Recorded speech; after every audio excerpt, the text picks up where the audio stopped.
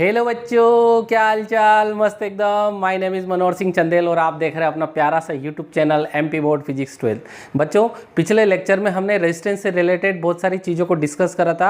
आज रेजिस्टेंस में हम एक और इम्पोर्टेंट चीज़ करने वाले हैं। जिस तरह से हमने कंडेंसर के अंदर, कैपेसिटर के अंदर जो हमने चीज़ समझी थी कि किस तरह से कैपेसिटर को हम सीरीज़ और पैरेलल में कनेक्ट करते हैं या किस तरह से मिक्स्ड कॉम्बिनेशन करते हैं, उसी चीज़ के ऊपर बेस्ड जो है रजिस्टर को हम करने वाले हैं कि रेजिस्टेंस को किस तरह से हम सीरीज या पैरेलल में कनेक्ट करते हैं। अब ये सीरीज या पैरेलल में या मिक्स्ड कॉम्बिनेशन में करने की हमको कहाँ आवश्यकता लगती है, तो बच्चों उसके लिए मैं थोड़ा सा बता दूं कि जो रेजिस्टेंस है, ये रेजिस्टेंस जो होता है इसका जो सिंबल होता है वो कुछ इस तरह का होता है और इसको हम आर से इंडिकेट करते हैं।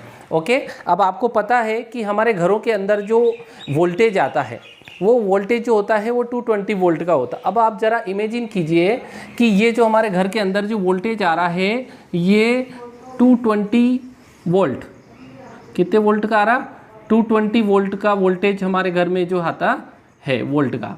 ओके, अब होगा क्या कि जो ओम्स लॉ ने जो हमको फार्मूला दिया था V is equal to I R. Okay, अब इसमें हमको पता है कि वोल्टेज अगर फिक्स है और अगर हम करंट की वैल्यू को जो है कम ज़्यादा करना चाह रहे हैं तो एक मात्र ऑप्शन हमारे पास है रजिस्टर या रेजिस्टेंस, जिसको हम प्रतिरोध बोलते हैं। और इस रजिस्टर या रेजिस्टेंस की हेल्प से हम करंट की वैल्यू को कम ज़्यादा कर सकते हैं। अब ये यहाँ पे क्वेश्चन खड़ा होता है कि हमको करंट कम ज़्यादा की आवश्यकता कहाँ हुई।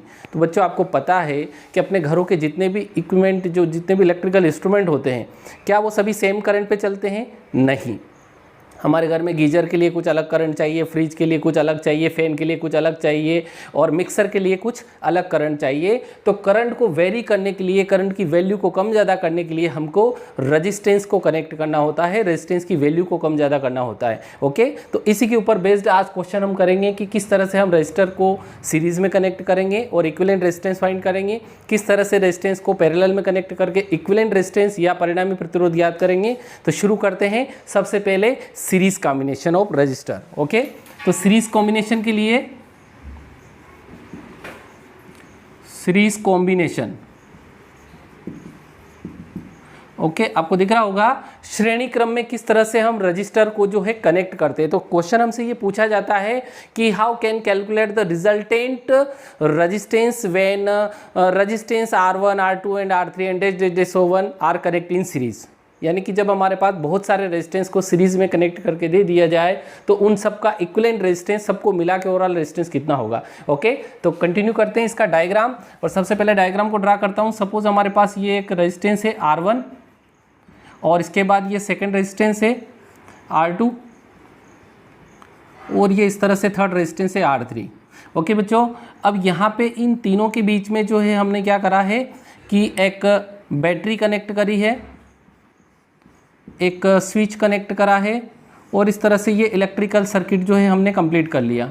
ओके, अब यहाँ से जो है करंट फ्लो जो हो रहा है, सपोज वो आई करंट फ्लो हो रहा है, तो यहाँ पे जो मैंने रजिस्टर R1 R2 R3 को सीरीज में कनेक्ट करा। अब सीरीज का मतलब क्या होता है, जैसे हमने कंडेंसर में भी पढ़ा था कि ये जो करंट जा रहा है, अगर किसी बैटरी से हमने किसी सर्किट में करंट को पास करा है और ये करंट इन रेजिस्टेंस में जो है वेरी नहीं करे, सभी रजिस्टर से होके सेम करंट अगर निकलेगा, तो ऐसी कंडीशन में हम उन सब रजिस्टर को आपस में सीरीज में मानते हैं कि ये सीरीज में कनेक्ट है। और जब करंट डिवाइड हो जाता है तो हम उसको पैरेलल में कनेक्ट समझते हैं या पैरेलल में मानते हैं। ओके, तो जब ये करंट यहाँ पे जाएगा तो इस R1 का जो पोटेंशियल है वो सपोज V1 हो जाएगा, इसका पोटेंशियल सपोज V2 हो जाएगा और इसका पोटेंशियल सपोज V3 हो जाएगा और इस तरह से ये पूरा हमारा सर्किट कंप्लीट होगा। ओके, तो ये मैंने सीरीज कॉम्बिनेशन में इनको कनेक्ट करा है। R1 R2 R3 ऐसे n रजिस्टर हमारे पास हो सकते हैं। इन्फिनिट रजिस्टर को हम सीरीज में कनेक्ट कर सकते हैं। समझने के लिए मैंने 3 को ड्रा करा है। शुरू करें। अब देखिए, हमसे पूछा है कि जब सीरीज में हम इनको कंबाइन करते हैं तो इन R1 R2 R3 का इक्विवेलेंट रेजिस्टेंस कितना होगा। तो सपोज करो कि R1 R2 R3 का जो इक्विवेलेंट रेजिस्टेंस है, जो परिणामी प्रतिरोध है, उसको हमने R मान लिया। तो अगर हम उसको R मानेंगे तो R को फाइंड करने के लिए यहाँ पे जो टोटल पोटेंशियल होगा, वो टोटल पोटेंशियल कितना हो जाएगा बच्चों, total potential V is equal to V1 plus V2 plus V3। This is equation first. Okay, अब ओम्स लॉ क्या कहता है, नाउ बाय ओम्स लॉ कि जो वोल्टेज होता है V, वो V is equal to I R होता है। तो यहाँ से हम कैलकुलेट कर सकते हैं कि V1 जो होगा वो कितना होगा। देखो करंट चेंज नहीं हो रहा, वोल्टेज चेंज हो रहा है और उसके साथ में रेजिस्टर R1 R2 R3 है। तो V is equal to IR होने की वजह से V1 जो होगा वो IR1 हो जाएगा, V2 जो है वो IR2 हो जाएगा और V3 जो है वो IR3 हो जाएगा। तो ये सारी वैल्यू को हम यहाँ पे पुट कर सकते हैं। तो then V1 is equal to IR1, V2 is equal to IR2 and V3 is equal to IR3। Okay,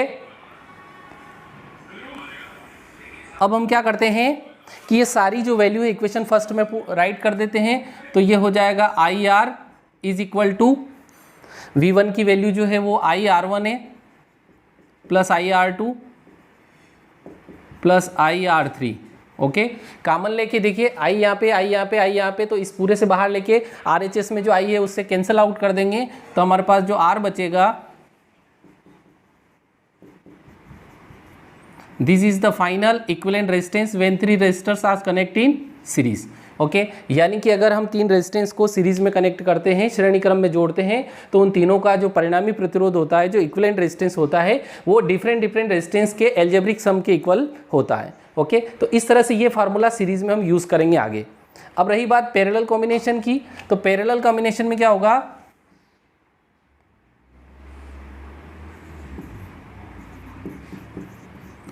parallel combination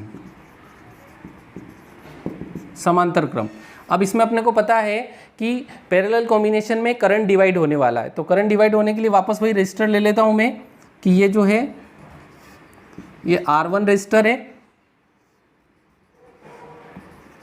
ये R2 रजिस्टर है और ये R3 रजिस्टर है। अब ये तीनों जो रजिस्टर है या रेजिस्टेंस है वो तीनों पैरेलल में है एक दूसरे के, और इन तीनों के जो टर्मिनल है फर्स्ट वाले उन सबको मैं किसी एक कॉमन पॉइंट से कनेक्ट कर देता हूँ। सपोज वो कॉमन पॉइंट A है और इधर वाले को एक दूसरे कॉमन पॉइंट B से कनेक्ट कर देता हूँ।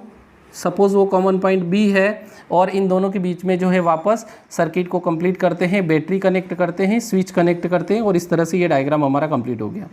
ये बैटरी है। वापस यहाँ से करंट देखो, अब क्या होगा कि ये जो करंट है जब पॉइंट A पे जाएगा तो देखिए यहाँ पे 3 रास्ते जा रहे हैं, और जब रास्ते अलग अलग होते हैं तो वहाँ पे करंट डिवाइड हो जाता है, जिस तरह से चार्ज डिवाइड होता है Q1 Q2 Q3 में। तो सपोज करो कि R1 रजिस्टर से जो है वो I1 करंट जाएगा, यहाँ से I2 करंट पास होगा और यहाँ से I3 करंट पास होगा, और जब यहाँ पर वापस करंट आएगा तो वो I आ जाएगा। ओके, तो ये तो हमारा सर्किट डायग्राम हो गया।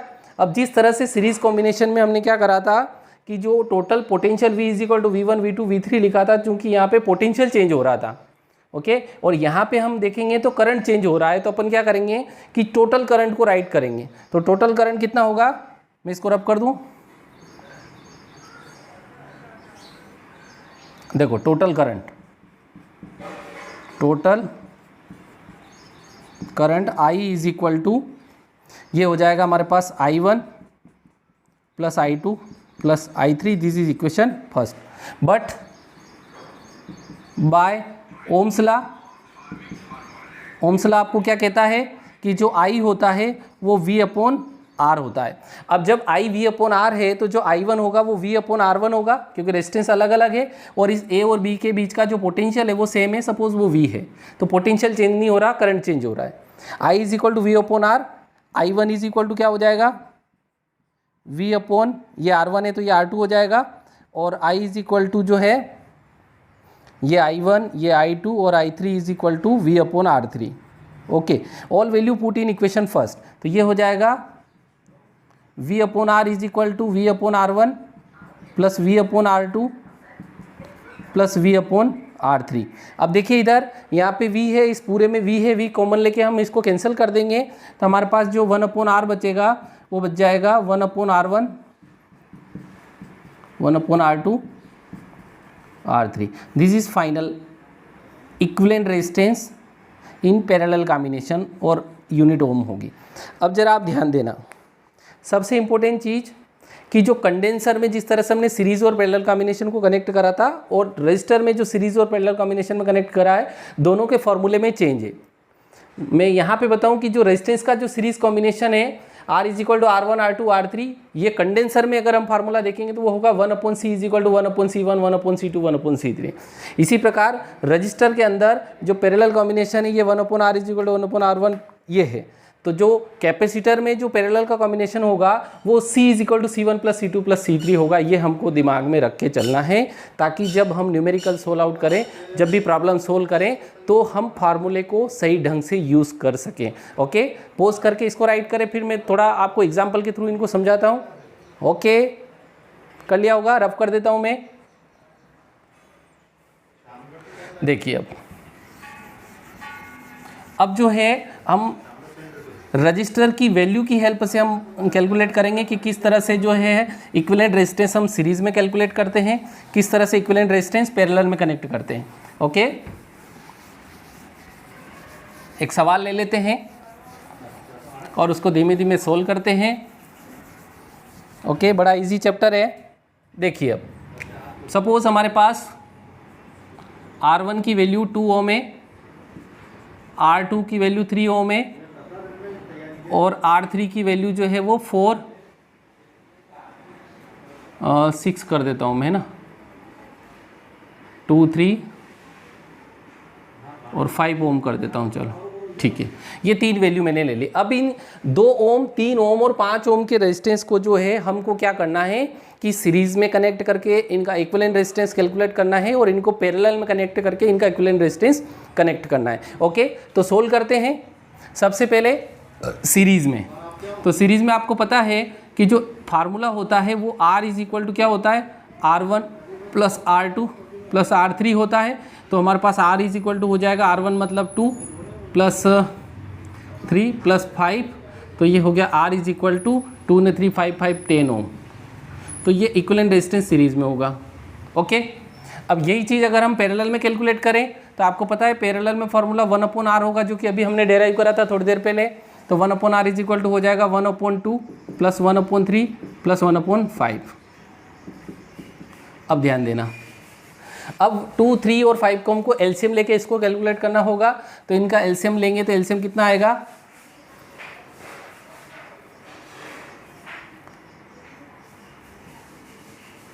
30। ओके, तो ये आ जाएगा 50, ये आ जाएगा 10, ये आ जाएगा 6। तो 1/R इज इक्वल टू हो जाएगा कितना, 31/30। तो यहाँ से R की जो वैल्यू हमको मिलेगी रिसिप्रोकल हो जाएगा, तो 30/31 ओम। ओके, फिर से देखिए एलसीएम लेके हम इसको कैलकुलेट कर लेंगे तो जो इक्विवेलेंट रेजिस्टेंस है वो हमको मालूम पड़ जाएगा। अब ये कोई सवाल नहीं है, सवाल तब बनता है जब दोनों को क्या कर दिया जाए, मिक्स कर दिया जाए, और मिक्स करने के साथ में उसमें या तो वोल्टेज कनेक्ट कर दिया जाए, हमको वोल्टेज की वैल्यू दे दी जाए और पूछे करंट कितना है, या कोई रेजिस्टेंस दे दे, बोले इक्विवेलेंट रेजिस्टेंस कितना होगा सीरीज पैरेलल में पूरे सर्किट का, तो अपन उसको भी चेकआउट करते हैं। ओके, नोट कर ले इसको। अब देखिए जो तीसरे टाइप का जो एग्जाम्पल है उसमें मैं लास्ट राइट कर रहा हूँ। देखिए हमारे पास एक सर्किट है,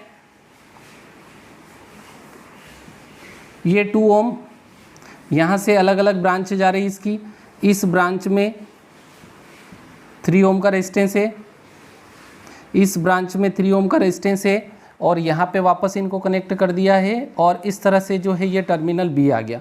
अब ये टर्मिनल ए है। अब ये सर्किट हमारे सामने है। अब हमसे पूछा है कि इस सर्किट के अंदर जो इक्विवेलेंट रेजिस्टेंस होगा वो कितना होगा। अब हम देखेंगे यहाँ पे हमको सबसे पहले तो ये चेकआउट करना होगा कि कौन सीरीज़ में है और कौन पैरेलल में है। तो देखिए सीरीज़ और पैरेलल को चेक करने का सबसे आसान तरीका क्या बताया कि करंट को दौड़ा के देख लो सर्किट में, यदि करंट डिवाइड होता है तो वो पैरेलल में, और यदि करंट डिवाइड नहीं होता है तो वो सीरीज़ में। ओके, देखते हैं करंट को। सपोज यहाँ से आई करंट थ्रू हुआ, तो ये 2 ओम का जो रजिस्टर है इससे आई करंट जाएगा यहाँ तक, लेकिन जब यहाँ पे हम देखेंगे तो ये रास्ते अलग अलग जा रहे हैं। जब रास्ते अलग अलग होते हैं तो करंट डिवाइड हो जाता है। सपोज इसमें करंट I1 गया, इसमें करंट I2 गया, तो इसमें I1 I2 गया, लेकिन जब यहाँ से करंट आएगा तो वापस I आ जाएगा। तो इससे हमको ये चीज़ क्लियर हो गई कि ये जो 3 ओम और 2 ओम के जो रजिस्टर है ये पैरेलल में कनेक्ट है। जब इन दोनों को पैरेलल में सोल्व आउट कर लेंगे तो ये 2 ओम के साथ सीरीज़ में हो जाएंगे। तो बड़ा इजी सवाल हो जाएगा। तो दोनों को पैरेलल में करेंगे तो क्या होगा, 3 और 3 को लेंगे अपन, तो 1/R is equal to parallel में 1/3 प्लस 1/3, तो ये हो जाएगा 2/3। तो R की वैल्यू हमको यहाँ से कितनी मिल जाएगी, 3/2 ये आया काय में, पैरेलल में। अब ये जो 3/2 है ये 2 के साथ काय में है, सीरीज में है। तो अगर हम उसको R डैश ले लें सीरीज वाला, तो सीरीज का फार्मूला R1 + R2, तो हमारे पास हो जाएगा 2 + 3/2 इज इक्वल टू, एलसीएम आ गया 2, 2 2 = 4, 4 + 3 7/2 ओम। ये इक्विवेलेंट रेजिस्टेंस जो है इस पूरे सर्किट का हमको मिलेगा। ये जो R डैश है, ये R डैश इस पूरे सर्किट का इक्विवेलेंट रेजिस्टेंस है। ओके, इसके साथ में इसमें और भी वैरायटी के बहुत सारे सवाल है जिसमें हम बैटरी कनेक्ट करके करंट को कैलकुलेट कर सकते हैं, या और भी कोई जो अननोन चीज़ है उसको कैलकुलेट कर सकते हैं। ओके, तो आज के लेक्चर में यहीं तक। Okay, thank you for watching.